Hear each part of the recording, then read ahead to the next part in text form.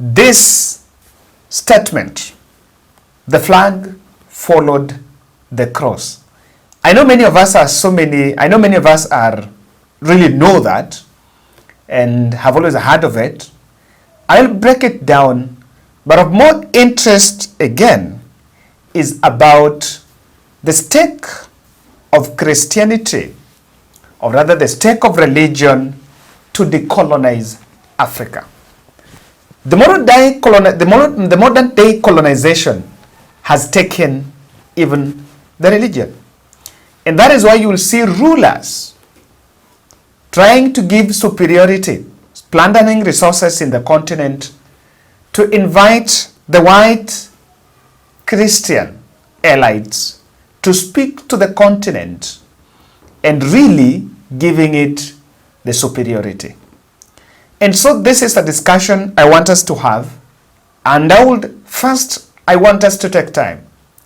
Let us listen to what PLO Lumumba was telling this congregation in Karen about the white religion and what exactly its stake, and even years, almost 50 years after independence, and because most African countries were around 1960s and before, would actually come to understand how really we got here.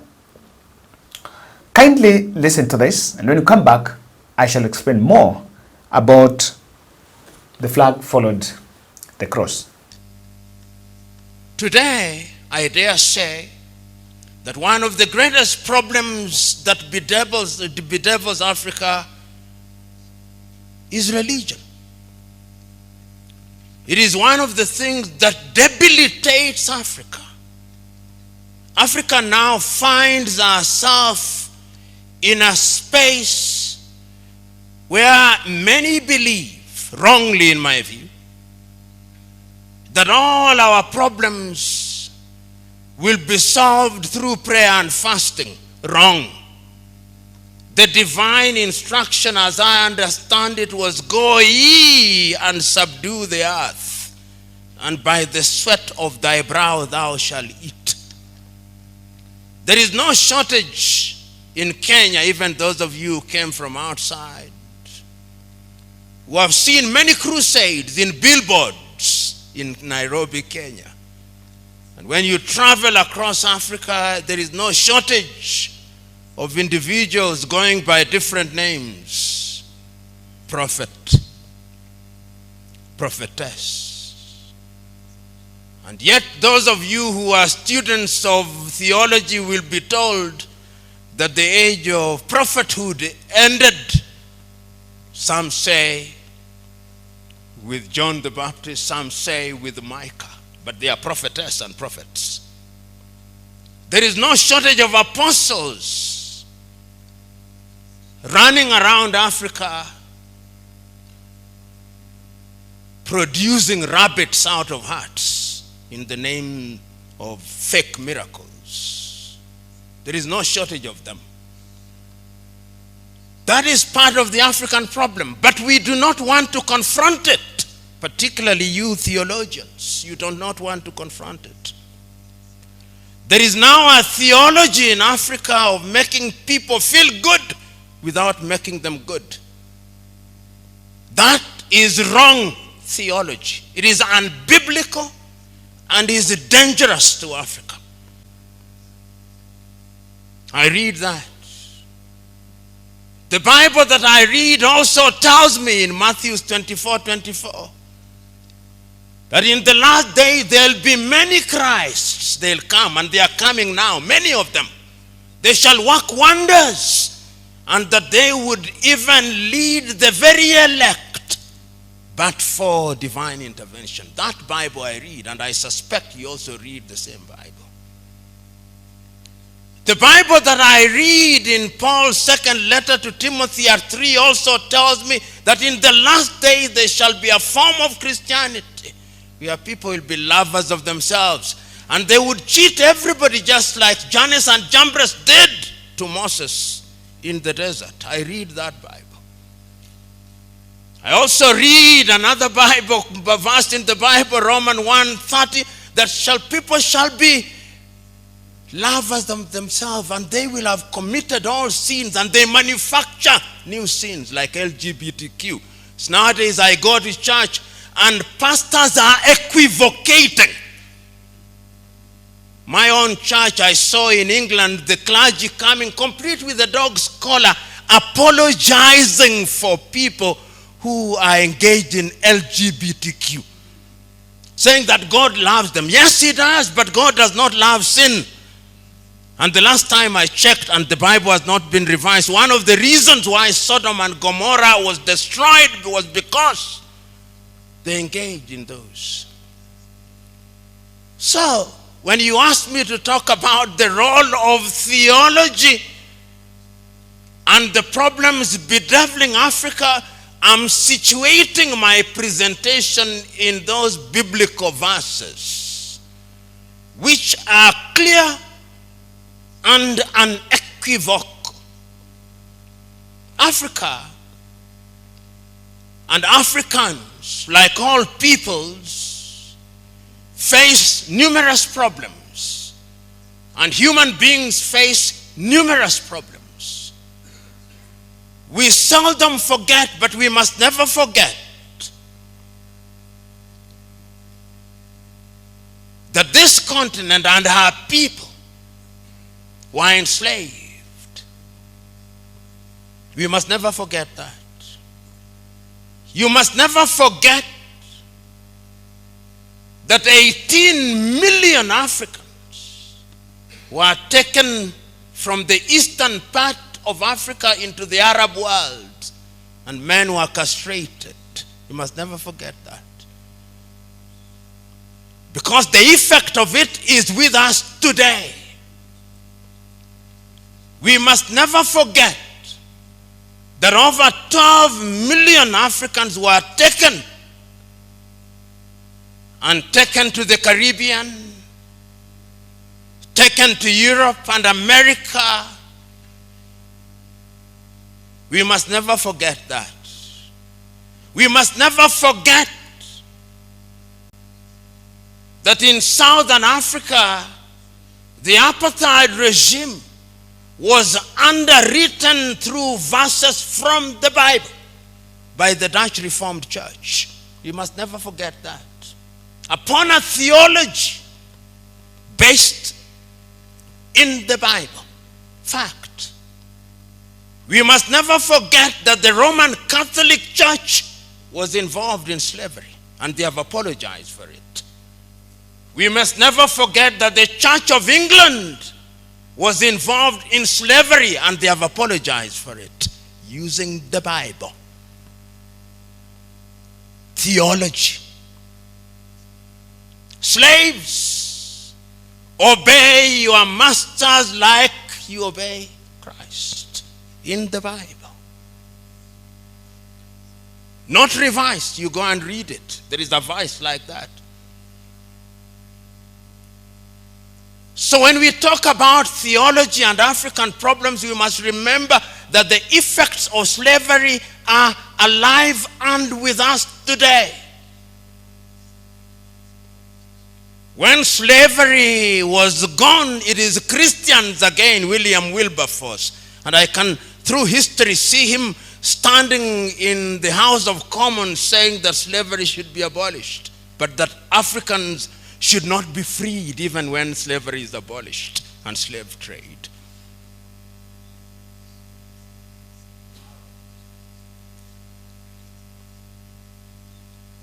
After slavery, colonization came. And as I speak to you, Europeans sat in Berlin in 1884 and 1885 and divided Africa into spheres of influence. Africa was a hunting ground, divided amongst the British, the Italians, the Dutch, the French, the Belgians, the Germans. And today we are in this assembly I'm using English language which was imposed on us. And those of you who come from English-speaking countries, you referred to as Anglophone. Those of you who come from French-speaking countries, you are referred to as Francophone. And those from Portuguese are referred to as Lusophone. Soon they'll be Sinophone. We don't speak Yoruba. I'm not speaking Yoruba. I'm not speaking Kiswahili. There is no Kiswahili interpreter here. There are only French and Portuguese and English. Part of the African problem. We are confused. When my friend resisted their being called a perfect Frenchman, I could understand his anger. Because the colonial project was a dehumanizing and humiliating process. And religion and theology were at the heart of it. That is why when the European colonizer, we used to be taught in school that the flag followed the cross. I went to Zanzibar and a young man was taking me through the dungeons, and he showed me there was the school where they taught Africans that they may use them in their labor. There is the church that they touch their spirit that they may be spiritually confused. And there is the hostel where they treated them that they may use them as labor. I'd never heard such interpretation. That is why when theology came, we were told that in order to be a Christian, you must be John or James or Joel. You cannot be Taiwo, no. That is not a Christian name. Christian name must be John, Joseph. Who said it? Whose theology is it? Who said that in order to be a Christian, you must be John? Who said it? That is jaundiced theology. That is racist theology. Because when you want to change a person, you give him your name. Those of you who have watched Roots will know this. Alex Haley's Roots. You capture Kunta Kinte, and in order to dehumanize him, you call him Toby. That is also theology. So, African problem is also colonization.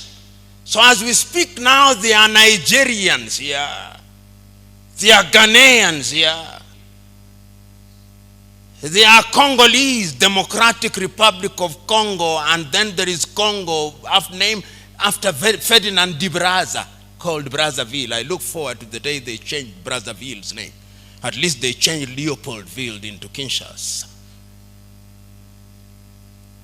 This is the reality. This is part of the problem. The Democratic Republic of Congo will never know peace because of religion, Roman Catholicism, and colonization. These are the problems bedeviling Africa.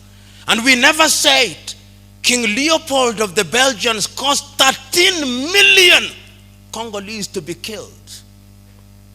Twice the number of the Jews that were killed by Adolf Hitler at Holocaust. But we have forgotten. We Africans have a short memory. But the Jews will never allow you to forget. Never, ever. But we Africans have forgotten. Part of the African problem is short memory, amnesia is part of our problem. And that is why we keep on repeating the same mistakes time and over. Colonization is part of the problem that affects Africa. Because after colonization ended, we have another thing called Neocolonization. And it is alive and well. That thing called Neocolonization is alive and well. And if you doubted whether he's alive and well, I want you to see what is happening in Guinea-Conakry. I want you to see what is happening in Niger. I want you to see what is happening in Burkina Faso. I want you to see what is happening in Chad. And I want you to see the arrogance of the French president when he says, my ambassador shall not leave, my bases shall not be removed. At least yesterday he capitulated. The neo-colonial project is alive and well. Did you hear the voice of the church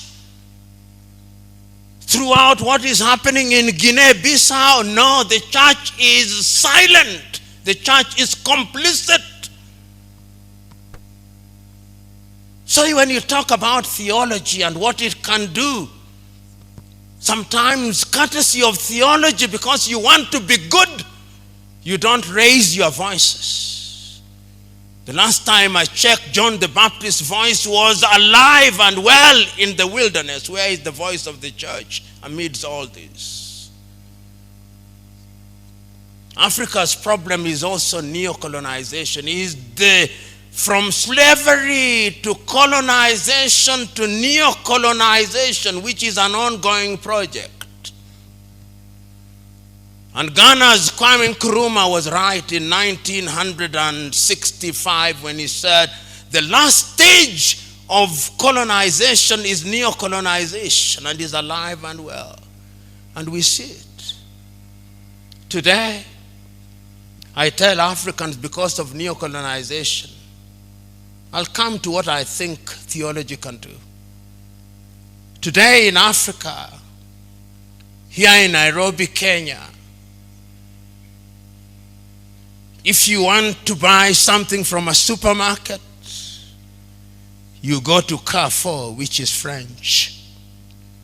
You want to buy fuel, you go to Total Energies or Rubies, which is French. You want to have your pizza, which is made by Kentucky Fried Chicken, which is American, you have it carried by Glovo, which is Spanish. If you want to have security, you have it by G4S, which is British. If you want your home guarded, is guarded by KK, which is Gardewald from Quebec. If you want to have chicken, it's Kentucky Fried Chicken. If you want your airports managed, is Swissport from Switzerland. That is the state of Africa. Consuming what we do not produce and producing what we do not consume. Just look at it. That is it. And when you are in that state, you are a slave.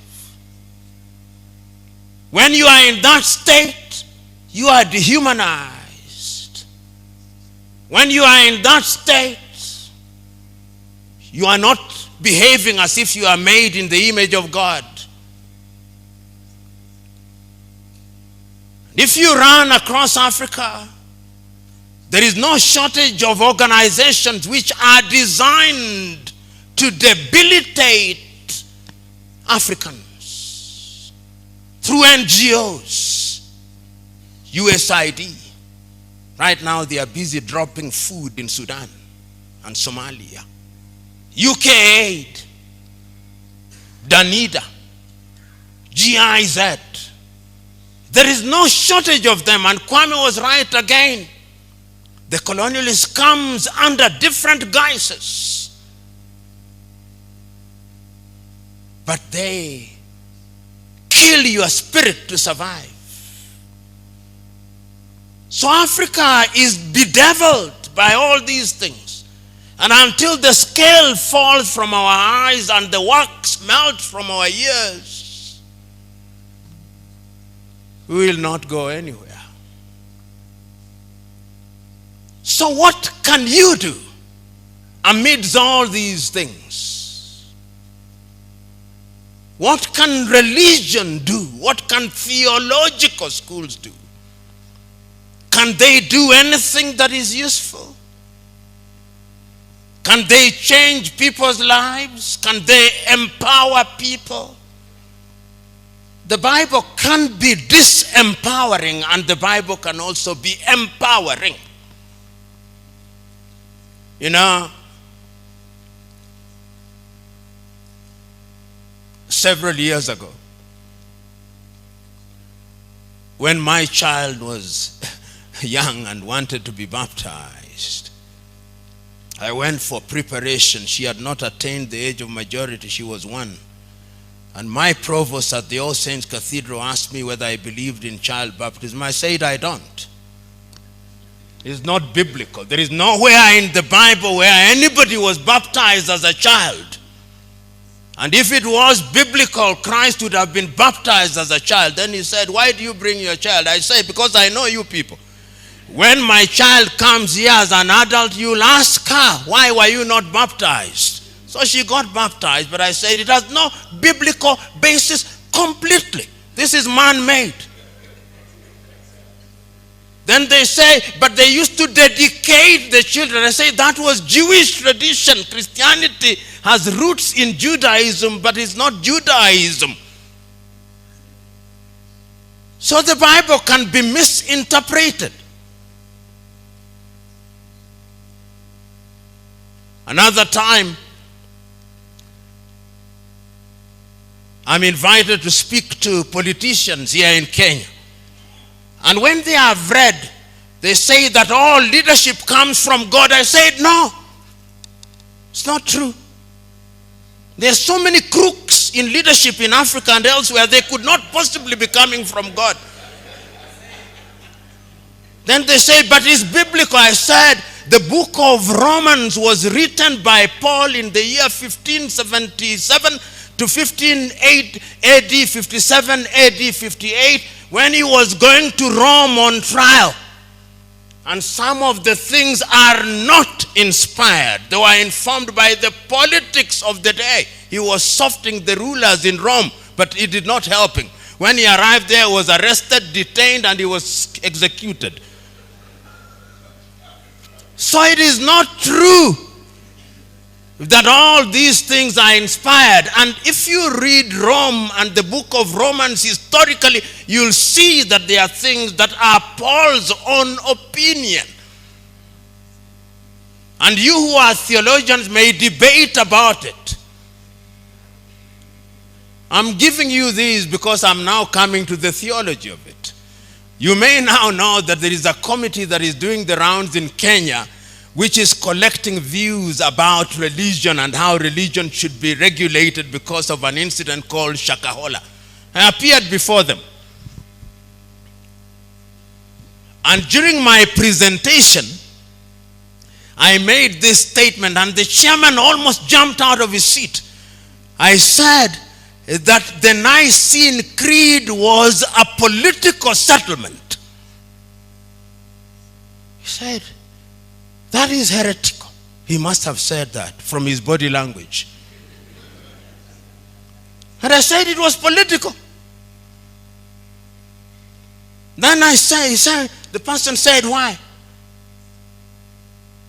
When in 324 AD they invited the 100 or so many bishops in Nicaea, only 80 attended. You theologians know. And how the Nicene Creed then came about, that the Spirit proceeds from the Father and the Son, was a battle between Arian and Athanasius. And Athanasius won the day. And even now, I told him, in the Eastern Orthodox, the phylloky is removed. And you don't say the Spirit proceeds from the Son. It says proceeds from the Father only. It was a political settlement. Then he said, but why are you saying this? I told him, because I'm a Christian of Berea. The Christian of Berea questions. And Paul is him who says in Acts of the Apostle that why he liked the Bereans, when the gospel has been preached to them, they went home and asked, we heard you saying all these things. We are fact-checking you. We are fact-checking you. Because we now have a theology in Africa particularly and in the world where preachers of the gospel are busy writing little explanatory books about the Bible, and their congregation reads those books rather than the Bible. The joy of many preachers today is that I've written 20 books. Read my books, and they don't say buy my books. They say donate. Deception. Just be right. Say buy my books. And if you ask people whether they have read the Bible, many have not. I did a challenge. I'll not do it here because some of you will fail. I told in a congregation, I want you to recite to me the Lord's Prayer without referring to any book. Out of 10, only 2. Then I said, I want you to tell me the 10 commandments in the order in which they were given. Only 2. Only 2. But say what the pastor has said in his book about the last days, they can memorize everything. In the last days, Matthew 24:24, there shall be many Christs, and they shall mislead many, even the very elect. So the question is, with all these problems facing Africa, education, health, bad governance, and all these things, in Africa we have some of the lowest quality politicians. African countries say that they are democratic, they are kakistocratic. And kakistocracy is a government of the very worst. You are led by your very worst. That is kakistocracy. If you combine that with kleptocracy, which is a government of thieves, then you can see why Africa continued to punch below her weight. In all areas, we continue to do so. So that many Africans have now surrendered. What they are remaining with is prayer and fasting. Africans pray for what they can work for. That is not the divine instruction. Paul was still making tents. We must continue working. Faith and works. We have converted God into an operator of a lottery and a casino, where upon tithing, then you will get more. You say tithe and you will get more. That is why you have all these dangerous things that are now emerging even in Christianity. Extremism. We have had Shakahola where people died here in Nairobi. I hope you've been told about 300 dead. And some are still being counted. In the olden days, not too long ago when I was a young boy, you had the Reverend Jim Jones of Guyana, outside of Africa. The Branch Davidians in Texas, in Waco. And many of these fellows are running riot. And African theology has always been there in an attempt to interpret religion and Christianity in a manner in which is in conformity with African realities. We had the African independent churches here before independence. They are still there. They are trying to understand Christ. Because in Christ's mind, there are no Jews, no Gentiles, no men, no women. That is the Christian theology. No Jew, no Gentiles. Those of you who are from the Democratic Republic of Congo will know of Donna Beatrice, sometimes known as Kimpavita. And her theology, he was trying to make people understand Christ from a Congolese environment. If you have not read about Donna Beatrice or Kimpavita, go and read about her. She was burnt on the stakes by the colonialists, just like Jean d'Arc. Many of you who are from Congo will also remember Simon Kimbangu. In prison, died in 1951 in prison. Kimbangu was also trying to come with a theology that responded to African reality. I'm now trying to suggest to you that theology can be useful, but theology must be decolonized. If we don't decolonize theology, then we will continue to believe that the theology handed down to us is what is going to solve our problems. And permit me to be a little bit unsettling. You know, when you look at the Anglican Church, I understand how it was created. King Henry VIII wanted to annul his marriage with Catherine of Aragon in order to marry Anne Boleyn and establish the Church of England. And for it, St. Thomas More was executed. That is not a very good beginning. As we speak now, the head of the Anglican Church is the King of England. That is the titular head of the Anglican Church. Established. Now, if you want that theology where the head of the Anglican Church is my head to solve my African problems, can they solve my African problems? No. When they are now saying that before they give African aid, and ask Uganda, they must follow LGBTQ. I personally was the victim of a demonstration in South Africa because I had spoken firmly and unequivocally against LGBTQ. When I went to deliver a lecture at Cape Town University, there were demonstrations against me on the 29th of May. But I said, that is what I believe in. And we must not equivocate. We must not, in the name of political correctness, now say, oh, because we want IMF and World Bank to help Africa, therefore we must say, but God loves everybody. Yes, indeed he does. But he tells you to do things in a particular way. If we allow aberrations to be mainstreamed, then there is no sin. We are getting into a level where there is no untruth. Everything is right. Everything depends. That is the theology that is now beginning to emerge from Europe and America. He is going to be the dominant theology. And he is going to have everything pegged on it. That is a speech by PLO Lumumba. I have to be very honest. I really follow his speeches, and this one is one of the most, I've never seen someone who is so much, have the courage to confront this topic.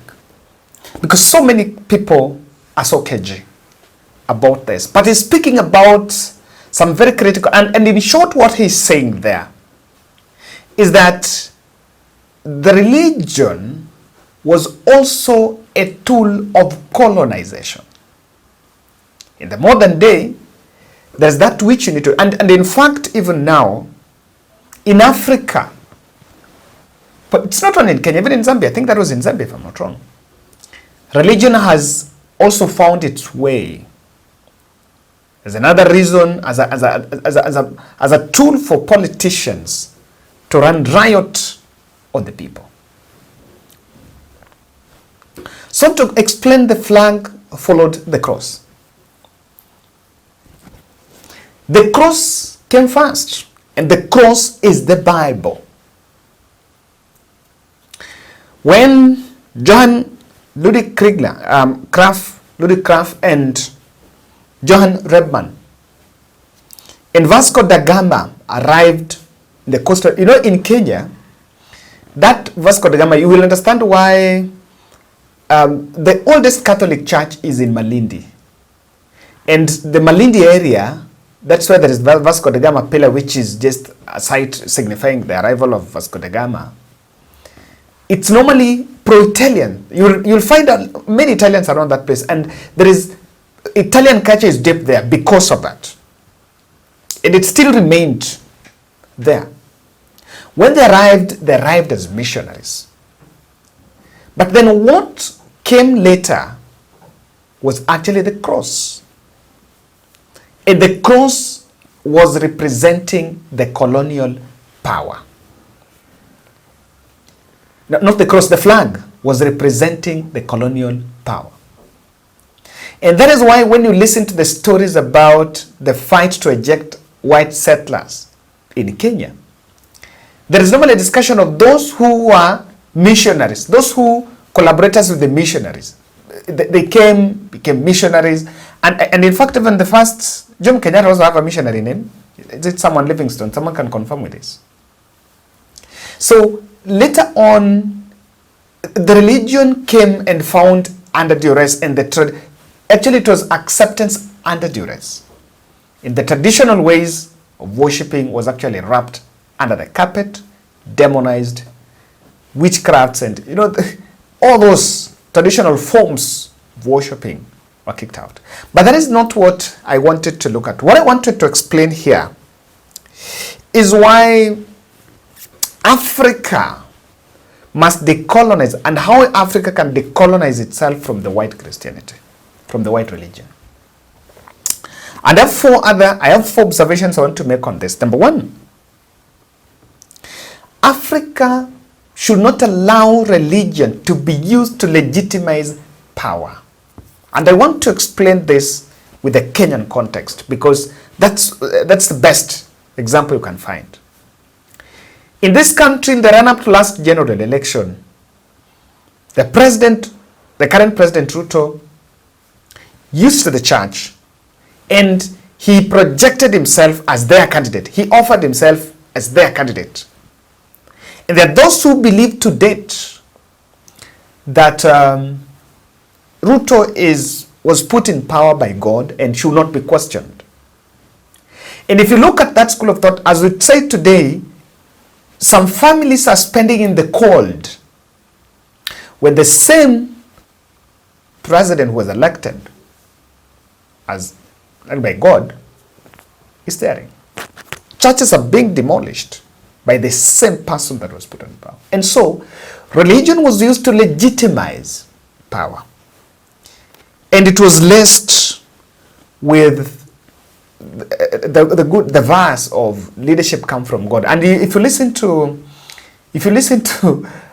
Lumumba saying that it's not true, because sometimes you wonder, did God give you this? God must give you something good. And that is why religion should not be used to legitimize power. You have seen the way things have happened, and even the current brand of politicians will use the church platform to execute their agenda. If there is a policy to be floated, it will be there. And that's why someone said religion is an opium of the people. I think that position must come out clearly.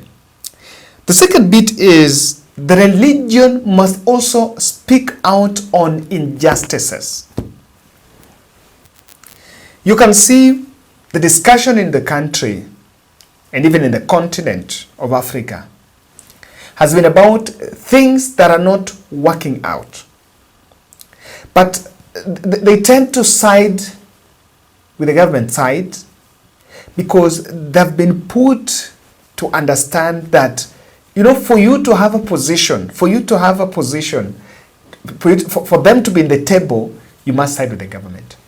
The church was part of the team, was part of the stakeholders that fought for independence of different countries in Africa.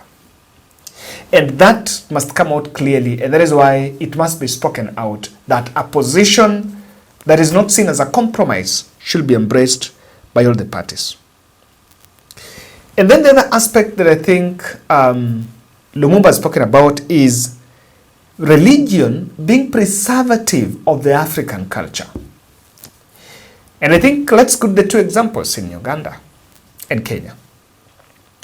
The IMF and some regulations and some other organizations from the US imposed some sanctions on Uganda because Uganda stood their ground on LGBTQ.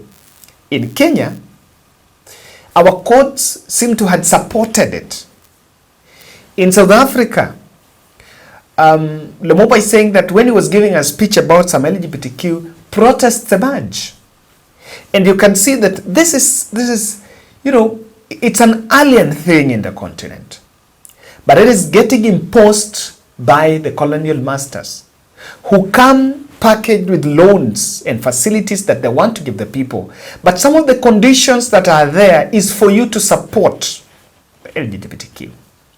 So that is why it must be called, and you can see some of, and I don't want to profile churches, but you can see some religions coming out to even stand with it.